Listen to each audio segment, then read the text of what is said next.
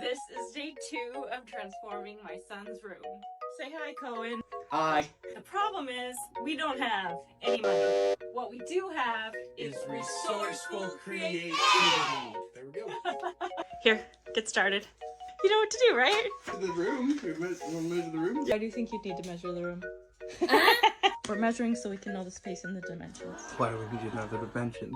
Like, we just buy something and then measure that. I think we need to plan it out a little bit. Honestly, I will draw a room out. I will stare at it for a long time. I see a ton of problems. There's like no wall space to put a bed.